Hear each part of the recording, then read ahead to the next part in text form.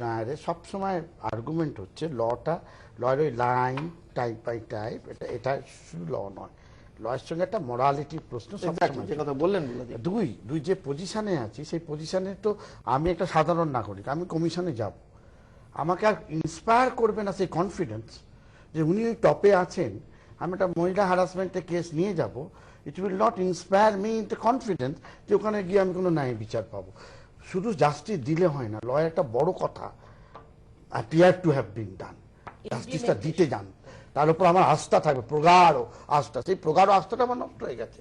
ফলে তার মনালি তিনি করুন না করুন, দুজন কি করেছে, সুপ্রিম কোর্টে প্রাইমা ফেসি নিয়ে 3 জন বিচারপতি, মানে রঞ্জনা দেশাইয়ের মতো বিচারপতি, সেটা উনি বারবার ইগনোর করছেন যে বিচারপতি এরকম, কিন্তু 3 জনও সুপ্রিম কোর্টের বিচারপতিরা বিচার করেছেন, আরেক বিচারপতি তাদের স্টেটমেন্ট নিয়েছেন, নিয়ে তারপর দিয়েছেন, দেওয়ার পর বলছেন হ্যাঁ প্রাইমা ফেসি, এবং তারপরে প্রধান বিচারপতি স্টেটমেন্ট ইস্যু করে দিয়েছে ওনার নামে, নামটা দিন গোপন ছিল, তারপর স্টেটমেন্ট ইস্যু করে দিয়ে, এটা যেন matter of not a joke, সেটা হাস্যকর ব্যাপার নয়। উনি লাস্ট দিন 30 জন বিচারপতিকে নিয়ে এটা আলোচনা করেছেন যে আমার কোনো কনস্টিটিউশনাল জুরিসডিকশন আছে to initiate any criminal proceedings, এটা জাস্ট এরকম না, নির্দোষ প্রমাণিত না হলে তো আইনে ঠিক আছে, তো দেখা যাবে।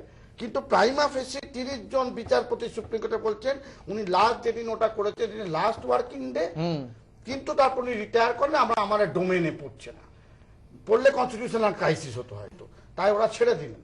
ছেড়ে দেওয়ার মানে তারা বিচারের জায়গাটা, তাদের জায়গাটা ছেড়ে দিল। এবার মেয়েটি যাবে কি যাবে না, তখন তোমাকে একটা প্রশ্ন করেছিলে, তখন সেই সময়টা আমি বলতে পারিনি, এখন যেটা বলতে চাই যে অনেক সময় হয় কি যে under the influence of any chemical, যেমন ধরো অ্যালকোহল বা কোনো সাবস্টেন্স যেটা আমাদের মানসিক অবস্থার বা শারীরিক অবস্থার পরিবর্তন ঘটায়, যদি কেউ যদি সেই কোনো কেমিক্যাল বা সেই ড্রাগস বা সেরকম কিছু নেশার যদি কেউ করে থাকে, তখনও কিন্তু অনেক ধরনের বিহেভিয়ার মানুষ করে থাকেন যেটা নর্মাল অবস্থায় করে না। মানে তখন প্রশ্নটা তুমি যেটা করেছিলে তার কিন্তু ওয়ান অফ দ্য ফ্যাক্টরস এটাও যে কেউ যদি under the influence of alcohol বা কোনো কেমিক্যাল, তখনও কিন্তু সেই ধরনের কাজ মানুষ করে থাকে। এটা তো একটা বিষয় যে তারা ওই দিন ওই ঘরে উত্তেজক কিছু পান করেছিলেন কিনা সেটা তো পরবর্তী তদন্তে প্রকাশ পাবে। যে প্রশ্নটা ওনারা দুজনেই তুলে দিলেন, নীতির প্রশ্ন, আইনের সঙ্গে নীতির প্রশ্ন, সেই জায়গাটা নিয়ে আপনার কি বক্তব্য? হ্যাঁ, নীতির প্রশ্ন তো নিশ্চয়ই। দেখুন, জাস্টিস ডিলে জাস্টিস ডিনাইড, এটা তো ওনার ক্ষেত্রেও same thing. In case of justice Ganguly the same thing is, ওনার ক্ষেত্রে উনি যদি ধরুন কিছুই করেননি, একটা সিম্পল অ্যালিগেশন হলো, তাই নিয়ে এত কিছু হলো, উনি রিজাইন করে দিলেন বা ওনাকে রিজাইন করতে বাধ্য করা হলো, ওনার ক্ষেত্রেও তো জাস্টিস ইজ ডিনাইড, উনি তো কিছু করেননি basically. So why will he resign or why will someone, means যদি কোনো প্রমাণ না থেকে থাকে কেউ ওনাকে রিজাইন করতে বাধ্য করতে পারে না। কি করে প্রমাণ থাকবে তো মাথায় ঢুকছে না। আনওয়েলকাম কন্ডাক্টে দুজন পার্সন একটা ঘরের মধ্যে রাত 8টা থেকে 10টা, অ্যাডমিটেড ফ্যাক্ট, হোটেল মেরিডিয়ানের একটা ঘরের মধ্যে, সেখানে একজন ল ইন্টার্ন বলছে আপনি আর কিভাবে প্রমাণ আদায় করবেন? তাহলে প্রশ্নই হলো না, তাকে রিজাইন করানো হলো। তাহলে এই ধরনের বিচারকার্যের জাজমেন্ট আপনি লয়ে যা বললেন কোনোদিনই প্রমাণ করা সম্ভব না। প্রাইমা ফেসি কেস হয়েছে না, বুঝলি, আমি একটা কথা বুঝতে পারছি। আনতে আনলে rape is committed or attempt two rape is committed, penetration case না হলে না না না, সেটা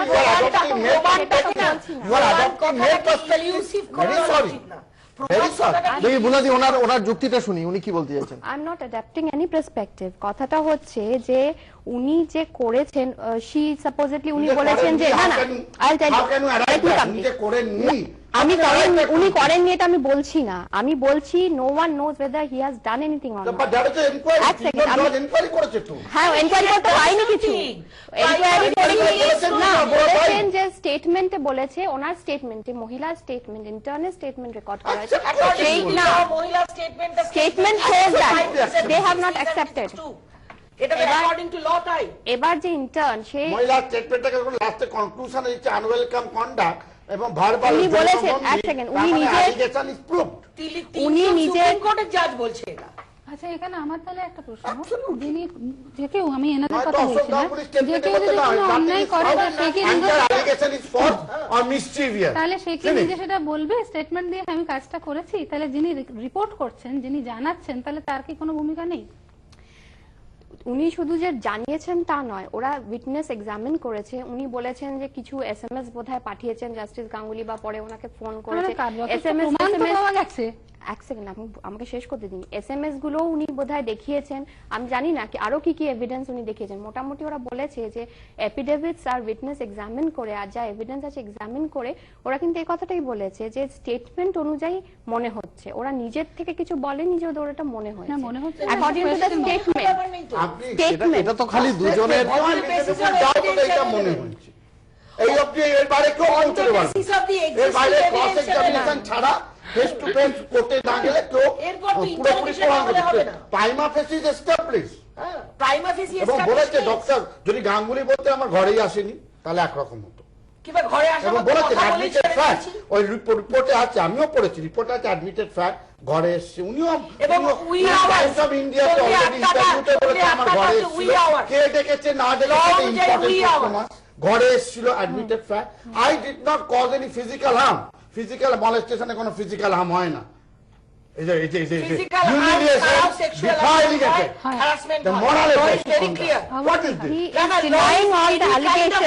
He has denied all the আপনি allegations. যদি আপনার কলিগকে ইন্ডিকেটিভ ওয়েতে তাকান দ্যাট ইজ হ্যারাসমেন্ট। এমনকি আমরা এই জায়গাটা থেকে এবার একটুখানি আমাদের কনক্লুশনের দিকে আসে আমাদের আলোচনায়। আমি বুলাদি আমি আপনার কাছে আসবো। আমি প্রথমে আপনার কাছে জানতে চাইবো কি পরিণতি হওয়া উচিত বলে আপনি মনে করেন? আর পরিণতি এই গোটা মামলাটা যে জায়গায় এই মুহূর্তে এসে গেছে, একদিকে যেমন একটা প্রশ্ন উঠছে যে নৈতিক দায়িত্ব নিয়ে বা নৈতিকতার কথা মাথায় রেখে উনি মানবাধিকার কমিশনের চেয়ারম্যানের পদ থেকে উচিত ছিল এইটা আমার আপনি আগেই বলেছেন সেটা পদত্যাগ করা এবং একই সঙ্গে এই বিষয়টা চলা যে উনি দোষী আদৌ না দোষী নন, এই মামলাটা আলাদাভাবে চল। আপনি কিভাবে দেখছেন যে এটা কি হওয়া উচিত, পরিণতিটা কি হওয়া উচিত? বলার আগে একটা লাইন মনে করি সরিষুর আব্দি স্যার, হ্যাঁ উনি নিজেই বলেছিলেন যে এরকম অভিযোগ উঠলেই করতে নেই, কালকে স্টেটমেন্ট দিয়েছে ওনার এই constitutional expert doyen of constitution. Law নিজের মতো চলবে, ল নিজের মতো চলবে, যেরকম এনকোয়ারি হবে যেরকম হবে সেটা। তবে একটা জিনিস সেটা হচ্ছে গিয়ে কোনো সাধারণ মানুষ মাত্রই তার ব্যক্তিগত জীবনে সে যা খুশি করতে পারে, সেটা তার নিজস্ব ব্যক্তিগত ব্যাপার। কিন্তু যখন কেউ একটা কোনো সমাজের রিপ্রেজেন্টেটিভ বা কোনো একটা কেউ রেসপন্সিবল পজিশনে রয়েছেন এবং তিনি আনসারেবল টু দ্য সোসাইটি, সেখানে যখন এরকম একটা ঘটনা ঘটেছে যেটা তুমি বলছিলে, সেটা ব্যক্তিগত দিক থেকে তার নিজের মরাল দিক থেকে অ্যাজ অ্যান ইন্ডিভিজুয়াল তার পদত্যাগ করা উচিত। কারণ সমাজের কথা ভেবে একটা, কারণ যে পজিশনে তিনি আছেন সেটা মেলাইন্ড হয়ে গেছে, সেই জন্য করা উচিত। তাছাড়া ল তার নিজের গতি নিয়ে যেভাবে আমি পয়েন্ট আউট করে দিই, এই যে ল চলবে ইত্যাদি, এই যে এটা একটা পলিটিক্যাল কমেন্টের মতো। 13 বছর পরে প্রমাণিত হয় যে স্ত্রী স্বামীকে খুন করেন, ফলে যে প্রথমেই যদি ইন্টারোগেট করে প্রমাণিত হয় যে উনি কিছু করেননি, 5 বছর পরে প্রমাণিত হওয়ার পরে উনি কিছু করেছেন, এগুলো একটু ভেবে কথা বলতে হবে। একেবারে এপিটোম এরকম ভাবার কোনো কারণ নেই। জুডিশিয়াল প্রসেস বা legal process is completely neutral. আপনি শেষ এই মুহূর্তে কি চান? আমি সেই মুহূর্তে চাইবো যিনি ক্ষমতার পদে আছেন অবশ্যই তাকে পদত্যাগ করতে এবার বাধ্য করানো উচিত, আর কোনো প্রশ্ন নেই। প্রাইমা একজন সুপ্রিম কোর্টের জাজ, আমার মনে হয় the lady concerned should go and file a complaint, পুলিশের কাছে ওনার কমপ্লেন করা উচিত যে এই জিনিসগুলো হয়েছিল। আমি জানি না উনি এত দেরিতে কেন বলেছে। আর এইচআর কমিশনের জায়গাটা থেকে আর এইচআর হিউম্যান রাইটস কমিশনের বিষয়টা কি জ্বালা, সেটা তো যে আছে আমি জানি না। যখন উনি কিছু, আমি তো বারবার বলছি, যখন উনি দোষী সাব্যস্ত হননি, পদত্যাগ করা না করাই উচিত বলে আপনি মনে করেন এই মুহূর্তে দাঁড়িয়ে? আমার তো মনে হয় না কোনো জায়গা আছে। আমি তো বলছি উনি যদি দোষী নাও সাব্যস্ত ধরা গেল, ম্যাডামের কথা আমি স্যাক্রোসাইন্ট মেনে নিলাম, তো ওই পদ দাঁড়িয়ে যখন আমি ডেলিভার জাস্টিস, এটা একটা quasi judicial body, human rights commission, যেখানে তার সিভিল প্রসিডিওর পাওয়ার আছে, অন্যকে ডাকার ব্যাপার আছে, সেক্সুয়াল হ্যারাসমেন্টটা হিউম্যান রাইটস এর মধ্যে পড়ে, ওম্যান কমিশনের পরে হিউম্যান রাইটস এর মধ্যে পড়ে। যখন ডেকে পাঠাবেন আমি বলো হে বিচারপতি আপনার বিরুদ্ধেই তো এটা ছিল, আপনি আমাকে ডেকে, হোল ইনস্টিটিউশনের যে অথরিটি, তার যে গাম্ভীর্য, তার যে মর্যাদা, তার উপর লোকের উপরে মিনিমাম আমাদের ফোরামগুলো খুব নড়বড়ে ফোনা সব ধ্বংস হয়ে যায়, একেবারে ধ্বংস হয়ে যায়। একটা বিষয় কিন্তু খুব স্পষ্টভাবে উঠে এসেছে আমাদের এখানে, হয়তো খানিকটা মিশ্র প্রতিক্রিয়া, আইনজীবীর জায়গা থেকে পৌশালী হয়তো ভিন্ন মত পোষণ করছেন, কিন্তু বাকিরা সকলেই কিন্তু বলছেন যে নৈতিকতার কথা মাথায় রেখে একেবারে সর্বপ্রথম ওনার মানবাধিকার কমিশনের চেয়ারম্যানের পদ থেকে পদত্যাগ করা উচিত। কারণ যে অভিযোগ তার বিরুদ্ধে উঠেছে সেই ধরনের অভিযোগই বিচার করে থাকেন তিনি সেই বিচারপতির জায়গা থেকে, ফলে সেটা কখনোই বিশ্বাসযোগ্য বিচার হবে না যিনি বিচার প্রার্থী তার কাছে। ফলে সেই জায়গা থেকে একদিকে যেমন মেয়েদের গায়ে হাত দেওয়ার আগে যাতে ভয় আসে সেই সংস্কৃতি কিন্তু আমাদের মাথায় আনতে হবে এবং তাদের সম্মানের চোখে দেখা উচিত, সেটা তো সবসময় আমাদের মাথায় রাখতে হবে। এবং একই সঙ্গে যারা এই রকম পদে রয়েছেন তাদের কিন্তু সেই পদকে মাথায় রেখে সেই পদের প্রতি মানুষের যে আস্থা সেটার কথা মাথায় রেখে নিজেদেরও যথেষ্ট সংযত এবং সুশীল আচরণের কথা মাথায় রাখতে হবে। আপনাদের প্রত্যেকের মূল্যবান মতামতের জন্য অসংখ্য ধন্যবাদ। আজকের এই আলোচনা এখানে শেষ করছি। দেখতে থাকুন news time, any time, all the time.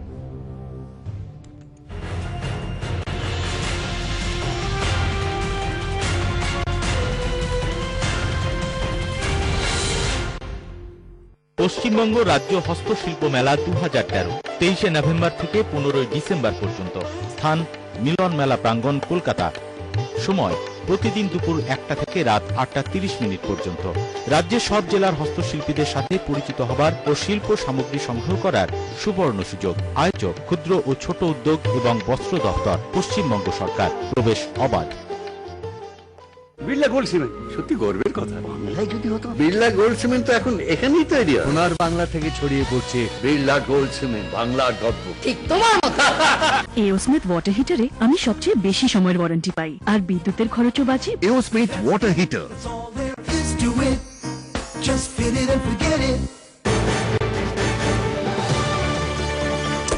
আবহাওয়া যেমনই হোক না কেন, তবে যদি আপনার বাড়ির বাইরের দেওয়ালে হেরোলাক এক্সেল থাকে তাহলে দুশ্চিন্তার কোনো কারণ নেই। नया indica 10 minutes cream colour, rich और क्रीमी, दे 100% कवरेज सिर्फ 10 मिनट्स में। इसके एक्स्ट्रा कलर रिटेन कंडीशनर में है नेचुरल आमंड प्रोटीन्स, बाल बनाए इतने सॉफ्ट, शाइनी और बिल्कुल safe.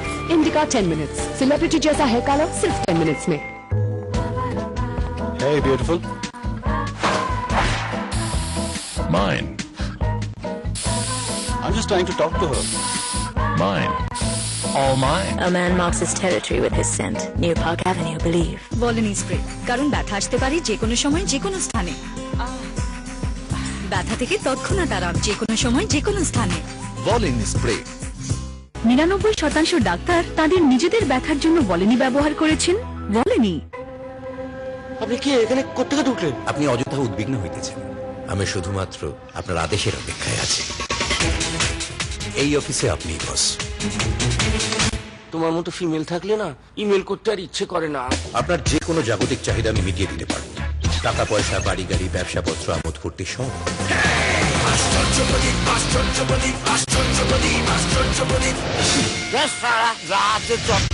Well, I can't reveal too much. 13 hours of Bollywood on a very slow, very old bus.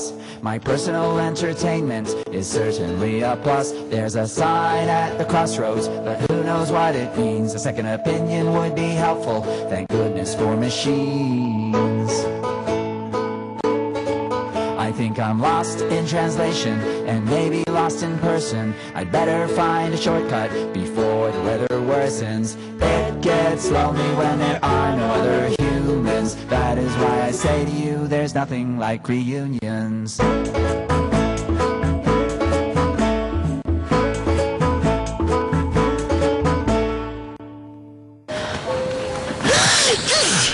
আজকাল বেশিরভাগ লোকের ক্ষেত্রে হাঁচি আর মামুলি হাঁচি নেই। যদি সোয়াইন ফ্লু হয়? কারণ জীবাণু বেশি শক্তিশালী হয়ে যাচ্ছে। তাহলে কি প্রোটেক্ট করবে আমাদের? লাইফ বয় ক্লিনিক্যার 10 অ্যাক্টিভ ন্যাচারাল শিল্ডের সাথে জীবাণুর থেকে 10 গুণ উন্নত সুরক্ষা। লাইফ বয় ক্লিনিক্যার 10। আমাদের কোনো বয়স হয় না। পুত্র ক্যারেক্টারটা একটা আর্কিটাইপাল ক্যারেক্টার। একটা চরিত্র পেয়েছি যেটা নায়ক, সে নন নায়ক।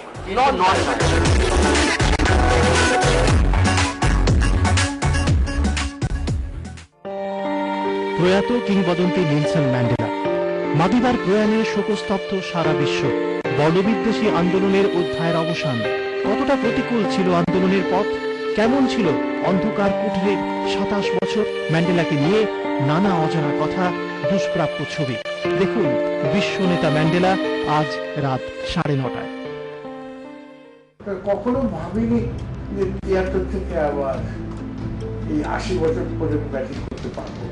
সৃষ্টি যারা করেন, দারিদ্রে তাদের যে অস্ত্রগুলো সৃষ্টির জন্য দরকার, সে অস্ত্রগুলো আরো ভালো হয়। মানুষ অন্য যে কোনো কষ্ট পাবে, কিন্তু খুব দারিদ্র যেন না পড়ে, এই আমার প্রার্থনা। বাংলা সাহিত্য এখনো সেই জায়গায় পৌঁছয়নি যে একজন ফুল টাইমার সাহিত্যিক কোনোদিন কোনো হোটেলে রাত্রিবাস না করে আমি চরমগিরি উপন্যাস লিখেছি। আপনার স্ত্রী, আপনার সহধর্মিনী, তার কথা আপনি খুব একটা বলেন।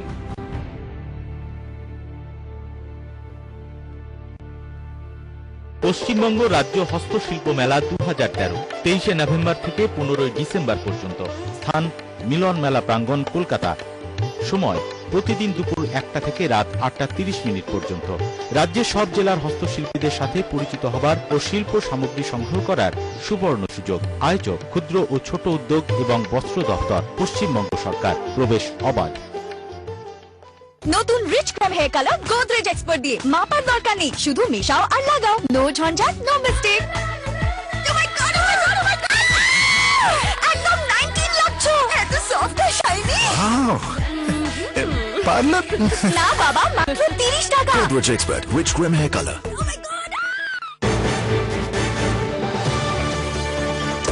আবহাওয়া যেমনই হোক না কেন, তবে যদি আপনার বাড়ির বাইরের দেওয়ালে হেরোলাক এক্সেল থাকে, তাহলে দুশ্চিন্তার কোনো কারণ নেই।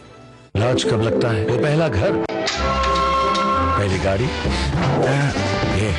लेकिन आज वही सब छोटा लगता है। जो हाथ लग जाए वो क्या लाज, लेकिन लाज बनता है उन्हीं छोटी चीजों से। स्मॉल मिलाते जाओ, लाज बनाते जाओ। Seagram's royal Stag mega music, it's your life, make it लाज। Hey beautiful, mine. I'm just trying to talk to her. Mine. All mine. A man marks his territory with his scent. New Park Avenue, believe. এই দৌড় ঝাঁপে ভরা জীবন ক্লান্ত হওয়া মানা, সেই জন্য আমার ভরসা রিভাইটাল। শুধু রিভাইটাল, তাহলে আপনিও হয়ে যান ফিট আর অ্যাক্টিভ। নিন Revital 21 day money back challenge. শুরু করুন প্রত্যেক দিন। রিভাইটাল, বাঁচো প্রাণ ভরে। 13 hours of Bollywood on a very slow, very old bus. My personal entertainment is certainly a plus. There's a sign at the crossroads, but who knows what it means. A second opinion would be helpful. Thank goodness for machines. I think I'm lost in translation and maybe lost in person. I'd better find a shortcut before the weather worsens. It gets lonely when there are no other humans. That is why I say to you, there's nothing like reunions.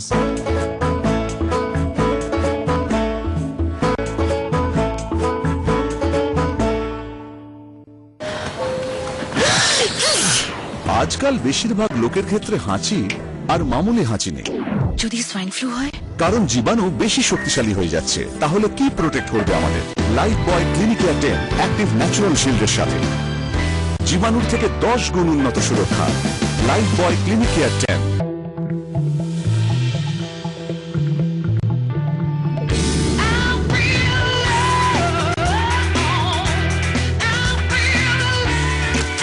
Soft glowing skin কিভাবে? ক্যানিনা উর skin winter ready, নতুন Lakme winter intense ময়শ্চারাইজারের সাথে। Lakme reinvent.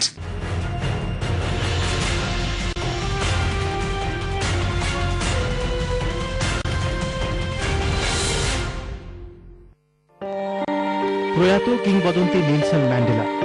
মাদিবার প্রয়াণে শোকস্তব্ধ সারা বিশ্ব। বর্ণবিদ্বেষী আন্দোলনের অধ্যায়ের অবসান। কতটা প্রতিকূল ছিল আন্দোলনের পথ, কেমন ছিল অন্ধকার কুঠরির 27 বছর। ম্যান্ডেলাকে নিয়ে নানা অজানা কথা, দুষ্প্রাপ্য ছবি। দেখুন বিশ্ব নেতা ম্যান্ডেলা, আজ রাত 9:30।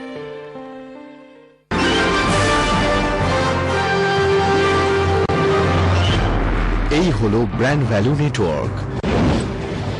আপনারা দেখছেন নিউজ টাইম।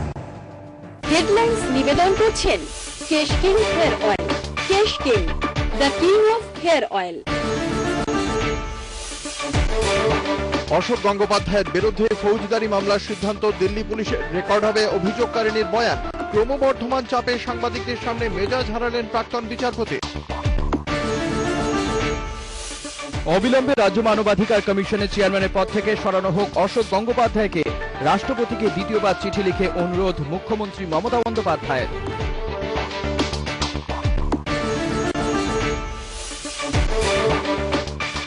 ফের ভাঙন বামফ্রন্টে। তৃণমূল কংগ্রেসে যোগ দিলেন সমাজবাদী পার্টির বিধায়ক চাঁদ মোহাম্মদ।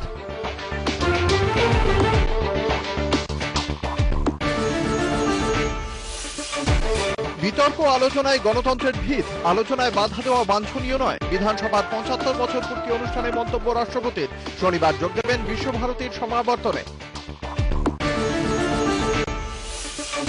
কেন্দ্র অভিভাবক, রাজ্যগুলি তার সন্তান। সমস্ত রাজ্যকেই সাহায্য করা উচিত। বিধানসভার ৭৫ বছর পূর্তির সমাপ্তি অনুষ্ঠানে রাষ্ট্রপতির উপস্থিতিতে কেন্দ্রীয় বঞ্চনার কথা তুললেন মুখ্যমন্ত্রী। মেয়র রোডে সংহতি দিবসের মঞ্চ থেকে ঐক্যের বার্তা মুখ্যমন্ত্রীর। সাম্প্রদায়িক সম্প্রীতির নিরিখে পশ্চিমবঙ্গ দেশে উদাহরণ বললেন মমতা বন্দ্যোপাধ্যায়।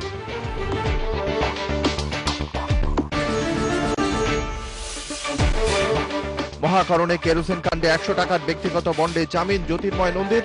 রাজ্য সরকারের প্রতি কৃতজ্ঞতা প্রকাশ পরিবারের।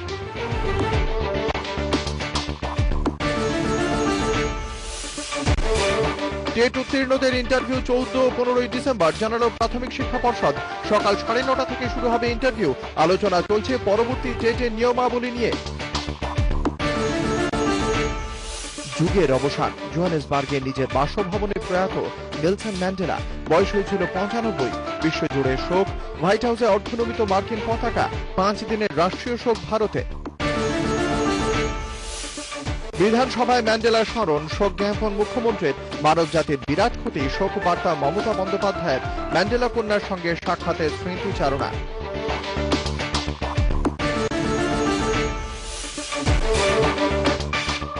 ক্রিস্টোফারি কলম্বাস বাগানের আই লিগে ইউনাইটেড স্পোর্টসের বিরুদ্ধে 400 গোলের জয় স্বস্তি করিমের। হেডলাইন্স নিবেদন করলেন Kesh King hair oil. Kesh King, the king of hair oil.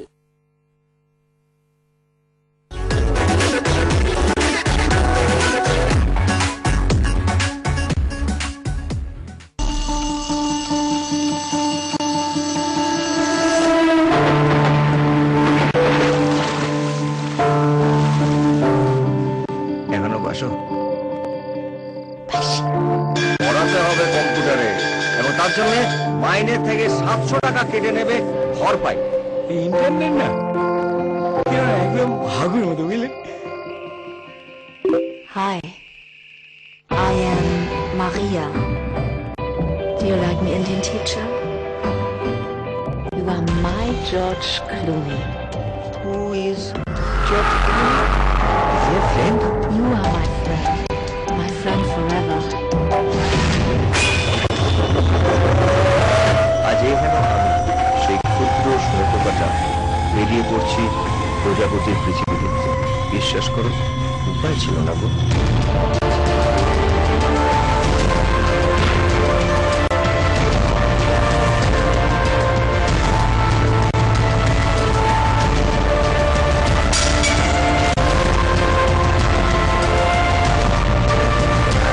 তুমি নিজেও মরবে, তাহলে আমাদেরও মারবে।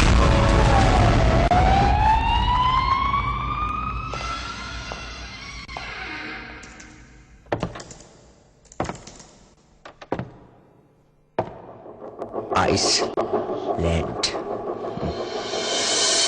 বেশ কিছুদিন ধরেই আইসল্যান্ড শব্দটা কি, কোথায়, আমরা কিন্তু সবাই জেনেছি। বিশেষ করে সবচেয়ে আগে আমাদের গর্ব, আমাদের প্রথম বাংলা ছবি হনুমান.com, যা শুট হয়েছে আইসল্যান্ডে এবং তা মুক্তিও পেয়েছে। আর এই ছবি আইসল্যান্ডে শুট কেন, কিভাবে শুট হয়েছিল এবং আইসল্যান্ড নিয়ে নানা প্রশ্ন, এই ছবি নিয়ে নানা কথা বলতে আমার সঙ্গে হাজির হয়েছে এই ছবির প্রধান দুই কুশীলব। সবচেয়ে মজার ব্যাপার হচ্ছে আইসল্যান্ডের সেই শীতলতম জায়গা কিছুটা তার অনুভূতি আর আজ নিতেই আমরা এই তিনজনে হাজির হয়েছি কলকাতার একমাত্র আইস লাউঞ্জ। আর সেখানেই আমার সঙ্গে রয়েছেন এই ছবির অভিনেতা, আমাদের সকলের প্রিয় প্রসেনজিৎ চট্টোপাধ্যায়, বোমরাদা, আর ছবির পরিচালক গৌরব। আমি প্রথমেই গৌরবদা তোমার থেকে জানতে চাইবো, আমরা এখন এইখানে বসে রয়েছি -6, এর কারণে বুঝতে পারছেন আইসল্যান্ডে যখন ওরা শুট করেছে এতদিন ধরে কি অবস্থা এদের হয়েছিল। এত ঠান্ডা কিন্তু আইসল্যান্ডেও লাগেনি। না না, সেটা মনে হচ্ছে, কারণ মানে আমরা যে বাইরের এই গরম থেকে এখানে এসেছি, আর তাছাড়া আমাদের মধ্যে একটা এক্সাইটমেন্ট, ছবিটা চলছে, সবাই লোকে মানুষজন দেখতে শুরু করেছেন আইসল্যান্ডকে, এবং কলকাতা তো একটু একটু এখন ঠান্ডা পড়ে গেছে। তোমাকে প্রেস সবচেয়ে যেটা আগে জানতে ইচ্ছে করছে, আমি সেই 30 বছর একটা মানে জার্নি শুরু, সে কবে থেকে তোমার বিভিন্ন নায়িকা হতে হতে আজ সেখানে এসছে মৌসুমী, মানে আগামী দিনে আমরা চাই মানে তোমাকে দেখে না এখনো 20 বছরের মেয়ে কিন্তু প্রেমে পড়ে। এই রে, না মানে না পড়ার কিছু নেই, কারণ আমার মনে হয় যে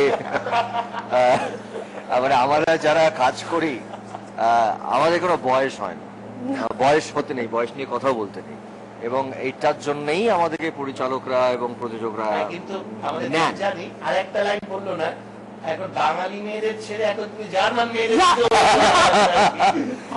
মানে এই এক্সপিরিয়েন্সটা হয়নি। মানে আমার ক্যারিয়ারে আমি হিসেব করে দেখেছি 340-45টা ছবির মধ্যে আমার নায়িকা মোর দেন 100, মানে 100 নায়িকার উপরে কাজ করেছি। তার মধ্যে যদি দেখা যায় 30-40% মেয়েরাই প্রথম কাজ করেছেন আমার সঙ্গে, পরবর্তীকালে তারা বিশাল বিশাল নায়িকার কাছে, তার মধ্যে রানী মুখার্জিও পড়েন। সো আমি বলছি যে আমার কাছে নতুনদের সঙ্গে কাজ করার একটা মজা আমি পাই এবং ভালো লাগে। আমার রাইমা থেকে শুরু করে চোখের বালির সময় অনেক ছোট ছিল, বম্বে, কলকাতা সব মিলিয়ে অনেকের সাথে কাজ করেছে। এই ছবিতে মৌসুমী আমার কাছে একটা নতুন জিনিস, যে বিদেশিনী নায়িকাটা আমার গ্যাপ ছিল, তো সেটা তারপরে আমার 15 বছরের মেয়ে।